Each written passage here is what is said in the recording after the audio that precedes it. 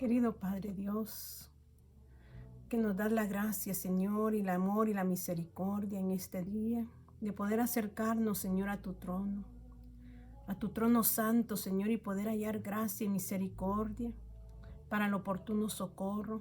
En esta mañana, Señor, que tú nos invitas, precioso Rey, a compartir tu palabra que trae vida, Señor, a nuestro ser. Te ruego, Padre eterno, que sea tu palabra fluyendo en cada vida, ministrando, liberando, libertando. Porque tu palabra produce liberación, produce libertad. Produce, Señor, que pueda brotar esa semilla y pueda dar semilla. Gracias, Señor, porque tú haces germinar dentro de nosotros una vida diferente.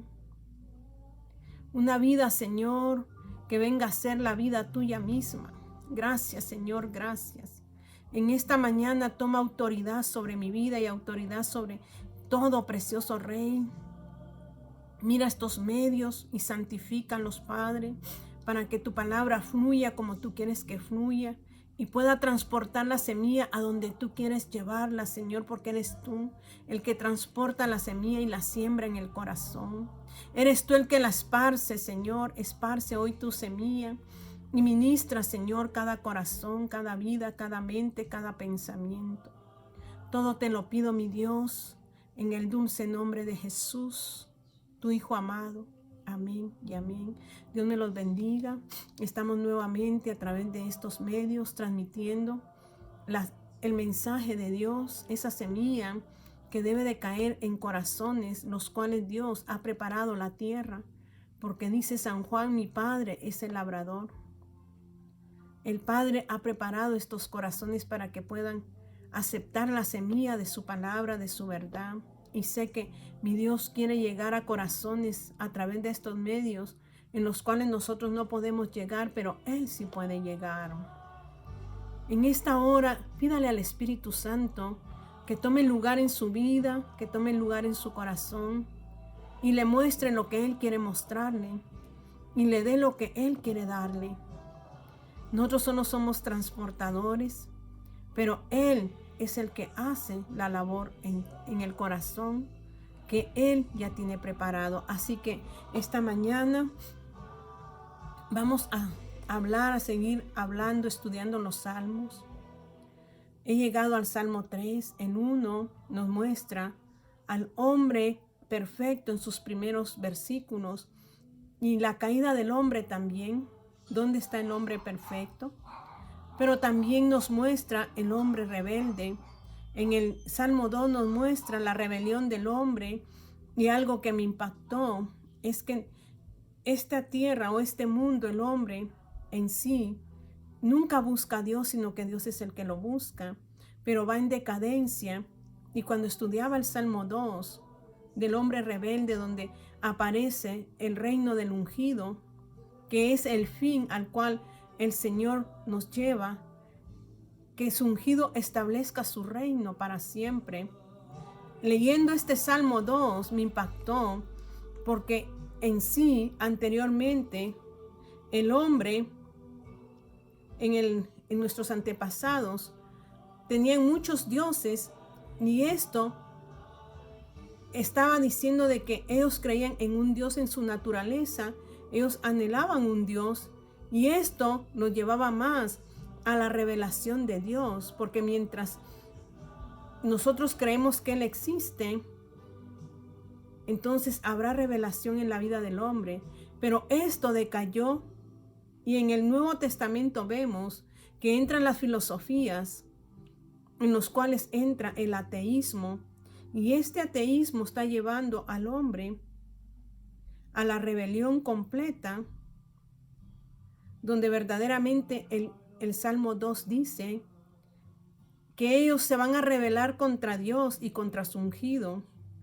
Pero el Señor se ríe porque estos hombres, siendo sabios, dice, haciéndose sabios, caen en necedad, y dice, rompamos las ligaduras, que ya no nos gobierne Dios. Pero esto viene desde atrás, yo se los dije anteriormente. Pero ahora paso al Salmo 3. Aquí Ustedes saben que los salmos nos hablan. Hay salmos mesiánicos, el 1 y el 2 habla del Mesías, pero el 2, 3, 4, 5, 6 y 7 son como una escalera que nos va a llevar al Salmo 8, que nos introduce nuevamente al ungido, a Cristo resucitado. Pero mientras llegamos al 8, el Señor está hablando de la vivencia del hombre en la tierra. Y el Salmo 3, usted sabe que los salmos son poemas, son alabanzas. Estos hombres alabaron a Dios en medio de su tribulación. Y yo hablaba de la carta del apóstol Pedro en su primera carta, donde dice que debemos de pasar, que nuestra fe tiene que ser probada como el oro, mucho más valiosa que el oro,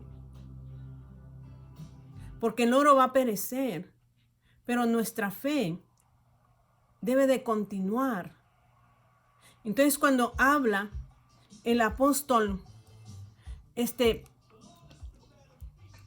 Pedro de que tenemos que pasar por diversas pruebas para que vuestra fe llegue, ¿qué dice? A la alabanza, a la gloria y a la honra, se halla en alabanza, en gloria y en honra. Entonces ahora yo quiero llegar aquí en el 3, que son los ligamentos, que es la escalera que nos va a trasladar de nuevo al 8, hablar del ungido. Aquí habla del rey David y me impacta porque le digo que son poemas, son alabanzas, son cantos. Y si usted se da cuenta, en el Salmo 3, al terminar el versículo 2, así en la orillita dice Selah. Muchos de los estudiosos han querido investigar qué quiere decir la palabra Selah. Y usted la ve 3 veces en este salmo. Y es lo que vamos a hablar, porque pareciera que es una nota, dicen ellos, los que han estudiado la palabra. Ellos creen de que sea una nota musical que lleva en sí al hombre a una reflexión, y otros dicen de que viene siendo como decir detente cuando terminan los primeros versículos y resulta lo que dice ahí Selah. Y vamos a leer y dice: oh Jehová, cuánto se ha multiplicado mis adversarios. Muchos son los que se levantan contra mí. Muchos son los que dicen de mí: no hay para él salvación en Dios. David, el rey David, estaba expresando que muchos se habían levantado contra él, y aún los de su casa, porque en este momento quien lo perseguía era su hijo Absalón. Entonces estos primeros 2 versículos del Salmo 3 son una nota musical. Y esa nota musical, yo me recuerdo que en nuestros países, cuando estaba donde pasaba el ferrocarril, decía una señal donde decía: alto, mire y oiga. O sea que tenía que detenerse uno, mirar si no venía el tren y oír, porque podía no mirarlo, pero podíamos escucharlo. Entonces decía esa señal: alto, mire y oiga. Entonces aquí este salmo como que Selah quiere decir detente, observa y escucha. Escucha lo que Dios quiere hablar a tu corazón. Escucha que en medio de la angustia, de la tribulación, hay un espacio donde Dios quiere elevar una nota de aquel hombre y aquella mujer que dicen tener fe, porque todos decimos tener fe y confianza en Dios, y a veces nos lanzamos a una fe vacía. Y yo les decía la otra vez que la fe tiene fundamento. La fe tiene que estar fundada en la voluntad de Dios. Cuando usted y yo nos acercamos a Dios y tenemos una relación con su palabra, con su verdad, tenemos comunión con Él en nuestro espíritu, porque cada día el Espíritu Santo trae vida a nuestro espíritu para que nuestro espíritu mantenga nuestra conciencia limpia y nuestra conciencia limpia pueda rendir comunión, pueda tener comunión con Dios, porque solo de esa manera podemos tener comunión con Dios. Y en esa comunión Él nos va a traer revelación. Entonces yo les dije que el Salmo 1 decía que el hombre fiel, el hombre justo, el hombre feliz, el hombre dichoso, era aquel que no andaba en caminos de malos, ni se ha sentado en sillas de escarnecedores a escuchar lo que ellos hablan. Porque en el hombre feliz, su delicia es estar sentado junto al Rey, junto al Dios de gloria. Ese es el hombre feliz, el hombre dichoso, que se deleita en su verdad, pero no se deleita de vez en cuando, sino que se deleita meditando de día y de noche en esta palabra bendita, porque en la palabra bendita Dios trae la revelación, y por eso dice: hey, detente,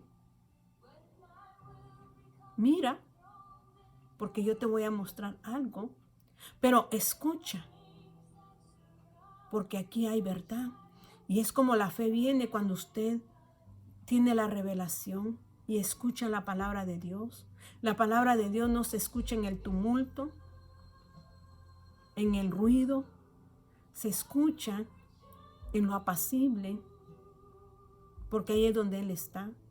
Tenemos que tener nuestro momento de intimidad con Él, cuando Él nos habla. Entonces aquí David decía: oh Jehová, ¿cuántos? Y si usted ve el título, dice que era una oración matutina. Era una oración que estaba haciendo el salmista David al levantarse, poniendo su confianza en Dios. Y dice: oh Jehová, ¿cuántos o cuánto se han multiplicado mis adversarios? O sea que son multitud los que me persiguen ahora. Muchos son los que se levantan contra mí. No hay para él salvación en Dios. Para que usted pueda entender este salmo, usted tiene que ir a segunda de Samuel. Y eso nos muestra el rey David. Porque el rey David su vida fue en el campo, fue detrás de las ovejas. Y en esa crianza de las ovejas, él empezó a conocer a Dios, a depender de Dios. Ahí en la soledad, Dios le hablaba a David. Ahí era donde él cantaba posiblemente, donde él hacía poemas posiblemente, donde tenía una relación con su Dios mismo. Entonces David creció teniendo una relación con su Dios. Nosotros quizás no crecimos en una relación con nuestro Dios, pero cuando lo conocimos y entregamos nuestra vida, debió haber empezado esa vida de conocer a Dios. Porque mientras no lo conozcamos, caeremos en el hombre rebelde que conspira contra Dios y contra su ungido, porque no conoce que Él hizo el cielo y la tierra, que Él tiene potestad sobre todas las cosas. El hombre necio no entiende eso. Pero el que ha venido a los pies de Cristo, el que tiene el conocimiento y que aprende a conocer a Dios, entiende esto. Y dice allí, nos vamos a ir un poquito para atrás, nos vamos a ir a segunda de Samuel, en su capítulo 7, donde Dios le da promesas a David. Y le dice, ahí dice: aconteció que cuando ya el rey habitaba en su casa, cuando David ya habitaba en su casa, después que Jehová le había dado reposo de todos sus enemigos en derredor. O sea que ya había reposado de todos sus enemigos. Dijo el rey al profeta Natán, mira, David le dice, mira Natán, yo habito en casa de cedro, o sea, mi casa es hermosa, pero la presencia de mi Dios está entre cortinas. ¿No crees que debería de hacerle casa a mi Dios? O sea que él miró el lujo que él tenía, pero David había aprendido que también mi Dios debía tener todo esto. Y Natán le dice, haz lo que sientas en tu corazón. A veces nosotros, Dios ha dejado a los profetas porque son la voz de Él. Pero no para que usted confíe en el profeta, sino que tiene que confiar en Dios. Porque Dios le va a hablar cuando Dios quiere, no cuando usted quiera. A veces Dios no habla y usted busca al profeta. Y Dios no tiene palabra y no va a abrir su boca. Pero aquí Natán habló en su carne, en su juicio, y dice, yo habito en casa de cedro y el arca de Dios está entre cortinas. Y Natán dijo al rey, anda.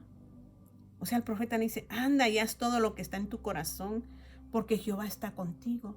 Él dio una palabra de su juicio, pero no de parte de Dios. Y viene y dice, aconteció aquella noche que vino palabra de Jehová a Natán diciendo, ve y di a mi siervo David, así ha dicho Jehová, ¿tú me has de edificar casa en que yo more? ¿Tú me vas a edificar casa a mí para que yo more? Y luego dice, ciertamente no he habitado en casas desde el día en que saqué a los hijos de Israel de Egipto, hasta hoy no he habitado en casa. Y dice, sino que he andado en tienda y en tabernáculo. ¿Dónde andaba Dios? En tienda y en tabernáculo. Hoy, ¿dónde habita Dios? En su tabernáculo. Como dice 2 de Corintios, en este tabernáculo, endeble, quebrable. Este es el tabernáculo donde Dios habita, que un día se va a deteriorar y va a desaparecer. Pero Él habita dentro de ese tabernáculo, en su alma, en lo eterno, en su corazón. Porque el corazón del hombre es eterno y ahí es donde Dios habita. Entonces Dios no requiere de una casa lujosa. Porque Él le dice, ciertamente no he habitado en casas desde el día en que saqué a los hijos de Israel de Egipto hasta hoy, sino que he andado en tienda y en tabernáculo. Y en todo cuanto he andado con todos los hijos de Israel, he hablado yo palabra a quien haya mandado apacentar.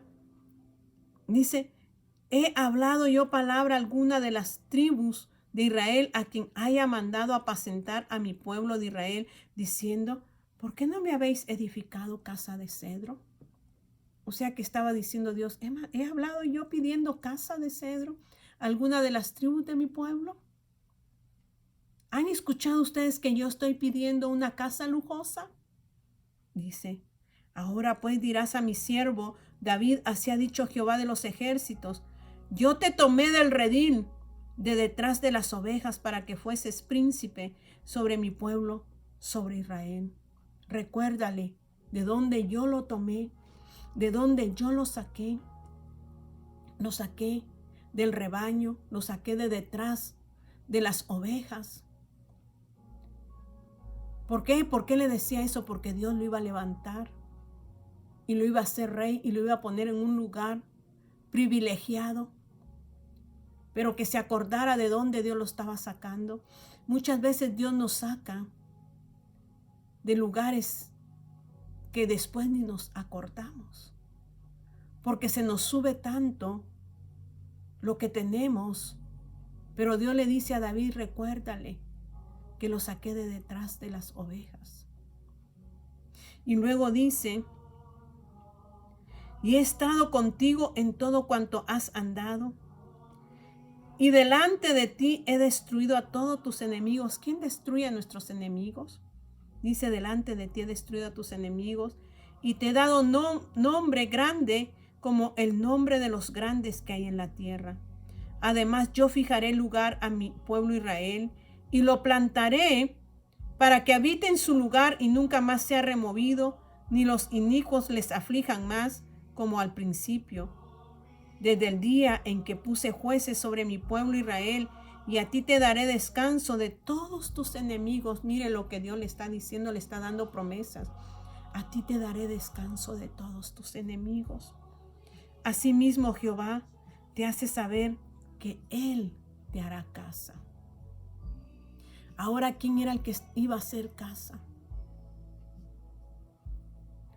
Porque Dios iba a establecer el reino de David por medio de nuestro Señor Jesucristo en la carne, que dice Hechos capítulo 2. Si usted va hacia adelante, porque nosotros tenemos que meditar en la palabra, tenemos que estudiar la palabra, tenemos que investigar la palabra. No solo tomar versículos aislados, ya se los he dicho, sino que hay que leer la historia. Y dice aquí en la palabra de Dios, en Hechos capítulo 2 y su versículo 29, varones hermanos, estaba hablando aquí este siervo.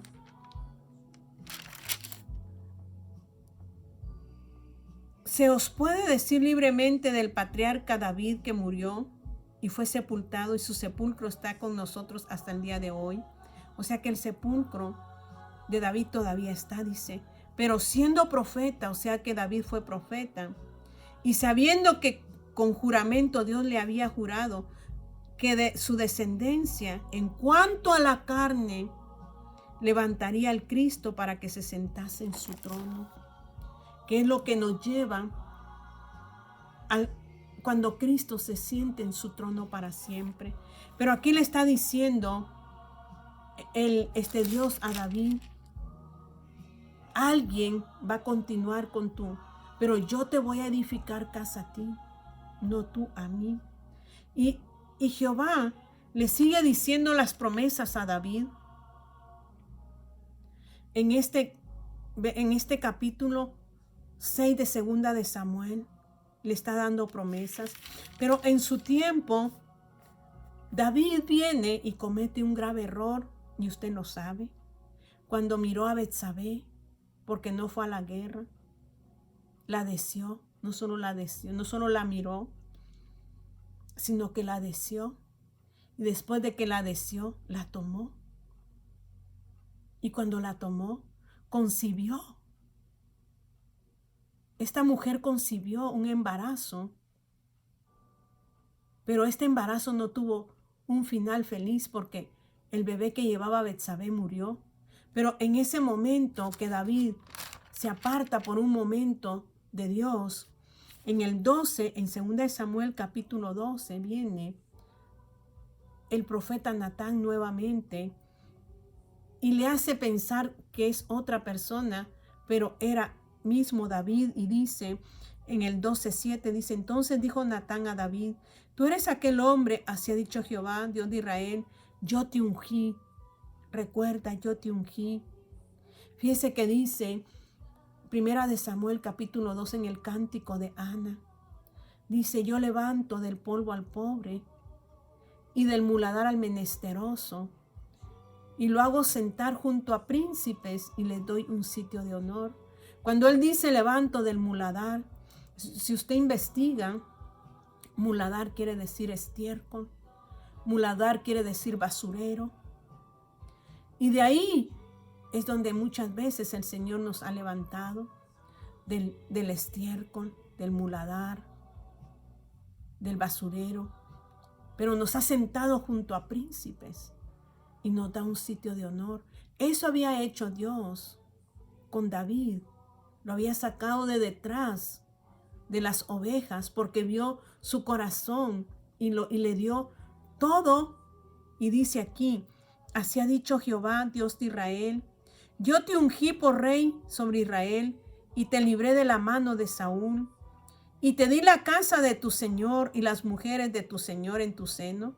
Además te di la casa de Israel y de Judá, y si esto fuera poco, te habría añadido más, mucho más. ¿Por qué pues tuviste en poco la palabra de Jehová, haciendo lo malo delante de sus ojos? En un momento David dice que tuvo en poco la palabra de Dios, y muchas veces nosotros en un momento tenemos en poco la palabra de Dios y nos olvidamos de que tenemos que andar en rectitud. Y David había caído en pecado, había menospreciado la palabra de Dios, pero Dios no lo rechazó, no lo abandonó, porque más adelante dice: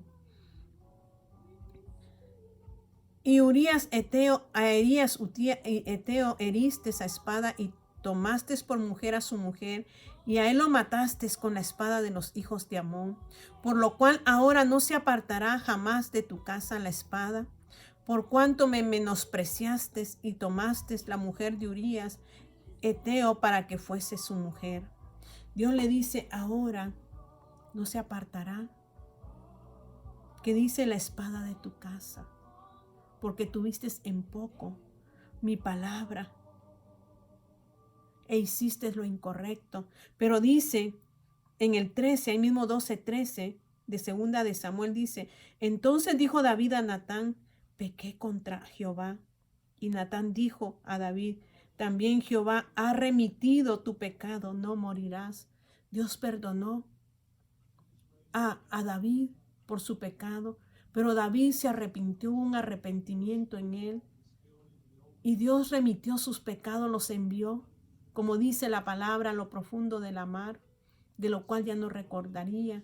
Pero había dicho Dios, no se apartaría la espada de su casa por lo que había hecho. O sea que las consecuencias de nuestros pecados nos van a seguir, aunque en sí Dios nos haya perdonado. Las cosas que hacemos tienen consecuencias.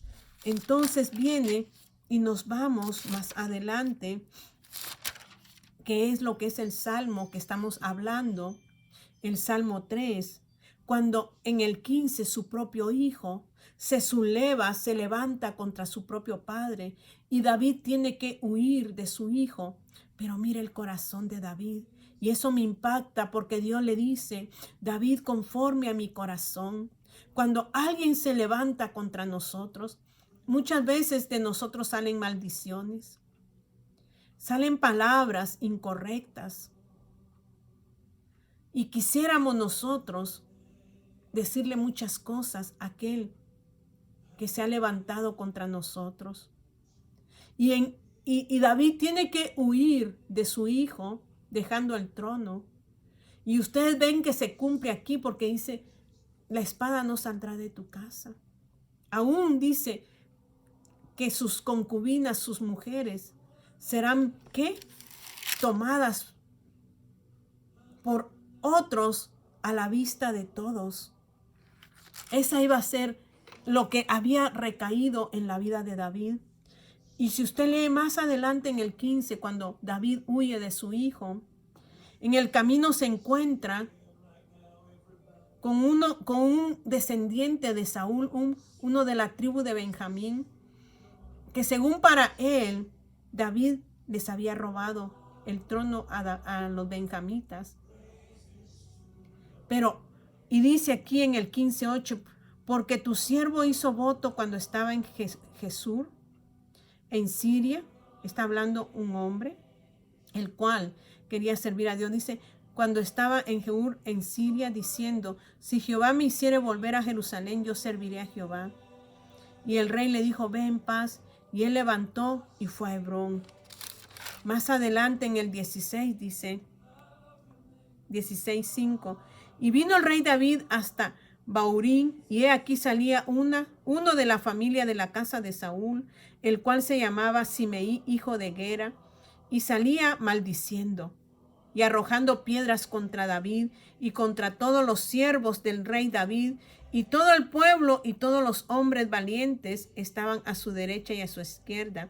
Y decía Simeí, maldiciéndole: fuera, fuera, hombre sanguinario y perverso, le decía a David, al rey David: Jehová te ha dado el pago de toda la sangre de la casa de Saúl, en lugar del cual tú has reinado, y Jehová ha entregado el reino en mano de tu hijo Absalón.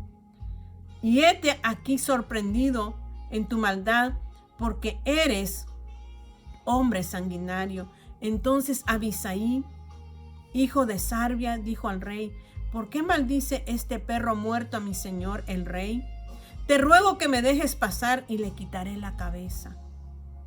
El siervo de David no le gustó que de Benjamín le dijera cosas a su rey y dijo: déjame que ¿qué? Y lo trató con palabras no buenas, que yo le quite la cabeza. Y el rey respondiendo, miren la humildad de David, dice: ¿qué tengo yo con vosotros, hijos de Sarbia? Si él así maldice, es porque Jehová le ha dicho que maldiga a David. ¿Quién pues le dirá: ¿por qué lo haces así?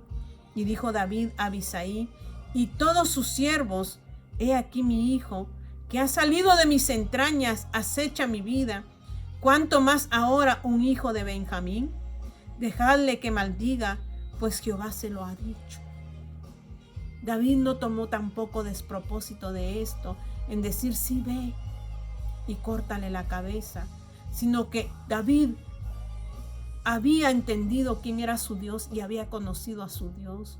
Y dijo: déjale, porque Dios permite que él me lance esas piedras, que él me maldiga. Déjenlo, porque David sabía que Dios le había dicho que por haber pasado su palabra se iba a levantar espada. Y dijo: si que es uno de Benjamín lo hace, si mi hijo lo hace, si mi propia sangre lo hace, me persigue y me quiere matar, quiere quitar mi vida, no está de más. Y Dios lo ha permitido. O sea, David no se olvidó de las palabras que Dios le había dicho, que de su casa se iba a levantar la espada contra él. David no olvidó las palabras de Dios, sino que las recordaba, y por eso no decía: sí, mátenlo. No, sino que él sabía que esto venía como consecuencia de lo que él había hecho en el pasado. Estaba recibiendo ¿qué? El pago de sus de su pecado. Estaba ¿qué? Recibiendo la consecuencia. Entonces David le dice: no le quites la cabeza. He aquí mi hijo, que ha salido de mis entrañas, acecha mi vida. ¿Cuánto más ahora un hijo de Benjamín? Dejadle que maldiga, pues Jehová se lo ha dicho. ¿Cuándo usted ha actuado así? ¿Cuándo yo he actuado así? Con firmeza en la palabra de Dios, tomando en cuenta las promesas de Dios.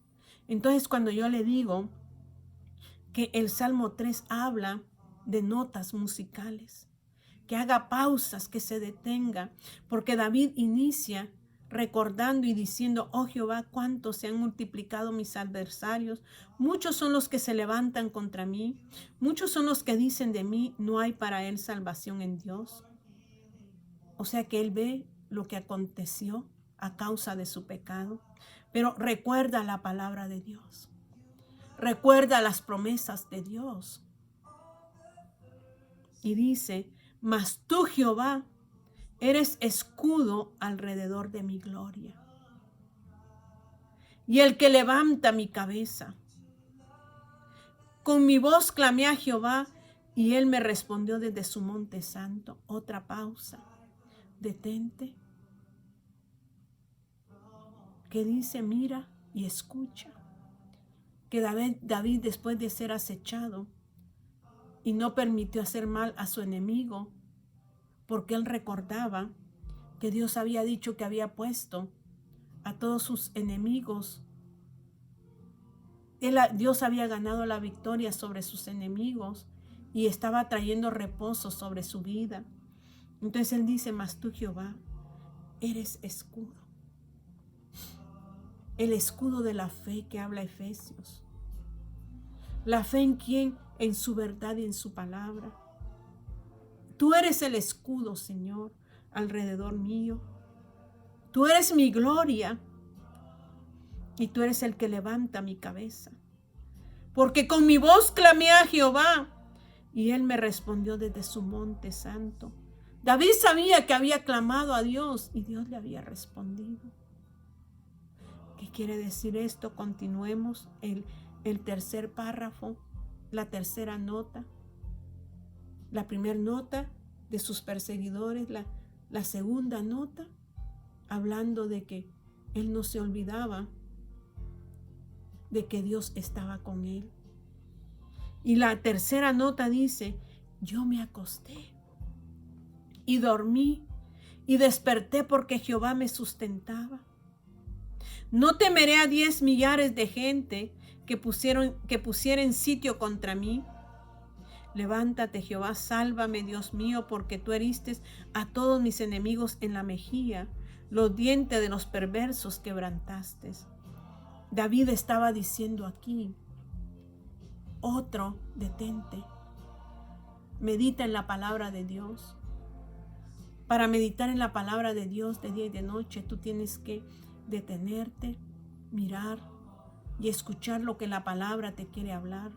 David estaba diciendo que su plena confianza había caído en Jehová, que aunque su hijo lo persiguiera, aunque sus enemigos lo persiguieran, él cuando iba a acostarse, él reposaba su cabeza sobre la almohada de las promesas de Dios, que él podía confiar en las promesas que Dios le había dado desde antes, que iba a establecer su reino y que iba a traer una descendencia que era la de nuestro Rey, nuestro ungido, Jesucristo, el Mesías.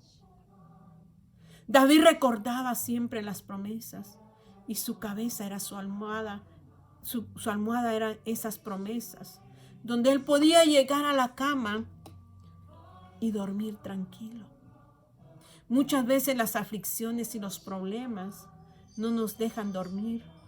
Decimos tener una fe firme, pero tenemos una fe vacía. Porque nuestra fe no está puesta en las promesas de Dios.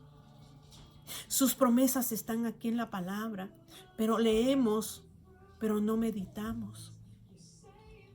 Leemos, pero no nos deleitamos, porque no sabemos escuchar la voz de Dios para poder recibir la delicia de lo que Él nos está hablando y poder atesorar las promesas de Dios. ¿Qué promesas Dios te ha dado a ti? ¿Qué promesas Dios me ha dado a mí? De las cuales yo debo descansar ahora, de esas promesas eternas que mi Señor ha dado a mi vida. David aprendió en notas musicales a saber que tenía un ejército alrededor de él. Aunque millares se levantaran contra él, él estaba confiado en Dios, porque Dios no se muda. Dios es inmutable, no cambia, no varía.